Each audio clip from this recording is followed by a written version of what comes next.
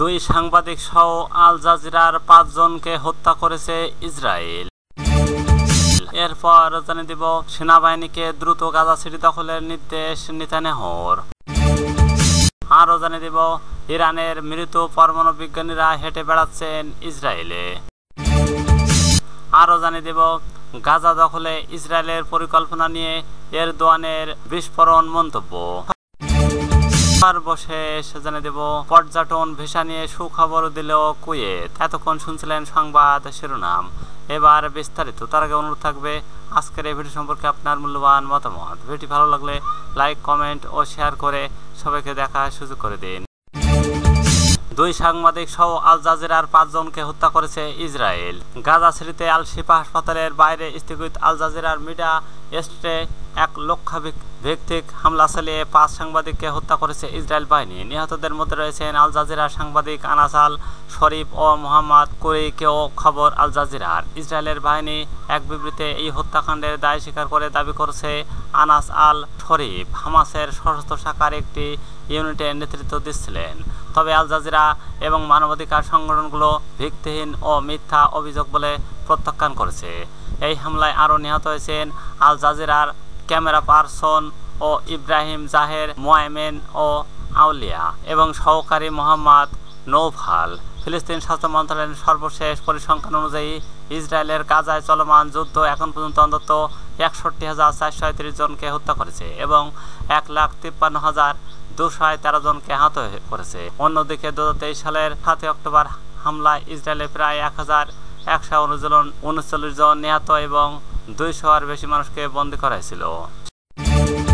সেনাবাহিনীকে দ্রুত গাজা সিটি দখলের নির্দেশ নেতানিয়াহুর। ইসরায়েলের নিরাপত্তা মন্ত্রিসভা গাজা সিটি দখলের পরিকল্পনা অনুমোদন করেছে বলে জানিয়েছেন দেশটির প্রধানমন্ত্রী বেঞ্জামিন নেতানিয়াহু। রোববার ১০ আগস্ট জেরুজালেম এক সংবাদ সম্মেলনে তিনি বলেন, যুদ্ধবিরতি নিয়ে মাসের পর মাস আলোচনা কোনো ফল আসেনি। খবর সাবাক নিউজ। তার অভিযোগ, হামাস এমন শর্ত দিয়েছে যে মূলত ইসরায়েলের কাছে আত্মসমর্পণের সমান, যার মধ্যে রয়েছে গাজা উপত্যকা থেকে সম্পূর্ণ সেনা প্রত্যাহার, বন্দী যোদ্ধাদের মুক্তি এবং আন্তর্জাতিক সম্প্রদায়ের বাধ্যতামূলক নিশ্চয়তা যা ইসরায়েলের ভবিষ্যৎ সামরিক পদক্ষেপ ঠেকিয়ে দেবে। নেতানিয়াহুর দাবি, ইসরায়েল জিম্মিদের মুক্তির একমাত্র উপায় হলো হামাসকে পরাজিত করা এবং বিকল্প কৌশল হিসেবে অবশিষ্ট হামাস ঘাঁটিকে ঘিরে রেখে অভিযান চালানোর প্রস্তাব সভার অধিকাংশ সদস্য অকার্যকর বলে প্রত্যাখ্যান করেছেন।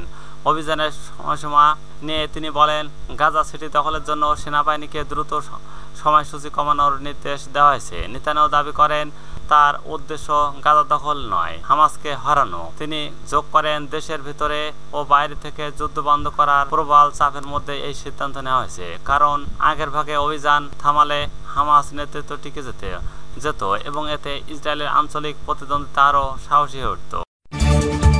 ইরানের মৃত্যু পরমাণু বিজ্ঞানীরা হেঁটে বেড়াচ্ছেন ইসরায়েলে। ইসরায়েলের ১২ দিনের বিমান হামলায় ইরানের পারমাণবিক বিজ্ঞানীদের লক্ষ্যবস্তু করা হয়েছিল। তবে ব্রিটিশ সৈনিক দ্য টেলিগ্রাফ জানিয়েছেন, ইসরায়েলের তালিকাভুক্ত শতাধিক বিজ্ঞানীর মধ্যে ১৫ জনের বেশি জীবিত রয়েছেন এবং তারা এখন তেহরানের নিরাপদ জায়গায় লুকিয়ে আছেন। নিরাপত্তাজনিত কারণেই তারা বাসভবন ও বিশ্ববিদ্যালয় ত্যাগ করছেন। সিনিয়র এক ইরানি কর্মকর্তা বরাদ্দে প্রতিবেদনে বলা হয়েছে, এই বিজ্ঞানীদের পরিচয় সহ তেহরানের নিরাপদ ভিলা এবং দেশের উত্তরে উপকূলে সরিয়ে নেওয়া হয়েছে। তেহরানের বিশ্ববিদ্যালয়তে যারা আগে পারমাণবিক কর্মসূচি যুক্ত ছিলেন তাদের পরিবর্তে এমন ব্যক্তিদের নিয়োগ দেওয়া হয়েছে যাদের পারমাণবিক প্রোগ্রামের সঙ্গে কোনো সম্পর্ক নেই। গাজা দখলে ইসরায়েলের পরিকল্পনা নিয়ে এরদোয়ানের বিস্ফোরণ মন্তব্য। গাজায় পূর্ণ সামরিক নিয়ন্ত্রণ নেওয়ার ইসরায়েল সিদ্ধান্ত সম্পূর্ণ অগ্রহণযোগ্য বলে মন্তব্য করেছেন তুরস্কের প্রেসিডেন্ট রিসেপ তাইপ এরদোয়ান। শনিবার ৯ আগস্ট ফিলিস্তিন প্রেসিডেন্ট মাহমুদ আব্বাসের সঙ্গে এক টেলিফোনে আলাপে তিনি এই মন্তব্য করেন। খবর আনাদোলু এজেন্সি। তুরস্কের যোগাযোগ অধিদপ্তরে বরাতে জানা গেছে, দুই নেতা গাজার বর্তমান পরিস্থিতিতে ইসরায়েলের হামলা নিয়ে আলোচনা করেন। এরদোয়ান বলেন, ফিলিস্তিনের পাশে থাকার প্রতিশ্রুতি অব্যাহত রাখবে আঙ্কারা। তিনি ফ্রান্স, যুক্তরাজ্য, কানাডার সম্ভাব্য ফিলিস্তিন রাষ্ট্র স্বীকৃতি সম্পর্কিত মন্তব্যকে গুরুত্বপূর্ণ হিসেবে আখ্যা দেন এবং জানান পশ্চিমা বিশ্বে ইসরায়েল বিরোধী সমালোচনা বাড়ছে। শান্তি প্রতিষ্ঠার জন্য তুরস্ক তার কূটনৈতিক প্রচেষ্টা চালিয়ে যাবে বলেও তিনি আশ্বাস দেন।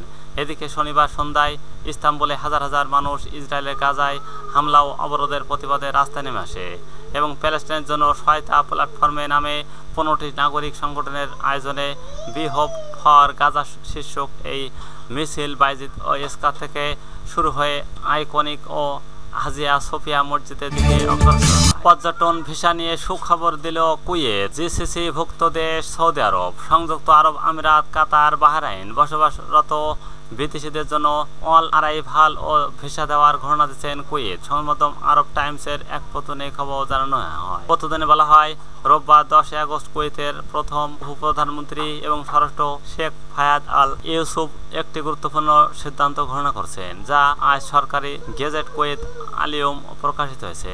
নতুন সিদ্ধান্ত অনুযায়ী জিসিসি অঞ্চলে যে কোনো দেশে বসবাসরত ন্যূনতম 6 মাসের জন্য বৈধ রেসিডেন্স ও পারমিটধারী বিদেশি নাগরিক কুয়েতে প্রবেশ করতে চাইলে স্থলপথে কিংবা আকাশপথে বন্দরে এসে সরাসরি পর্যটন ভিসা বা আরএভএল পেতে পারবেন। এই সিদ্ধান্তের ফলে পর্যটকদের এখন আর দীর্ঘ ভিসা প্রক্রিয়ার মধ্য দিয়ে যেতে হবে না, বরং আগমনের সঙ্গে সঙ্গেই তারা অ্যারাইভাল ভিসা সুবিধা পাবে।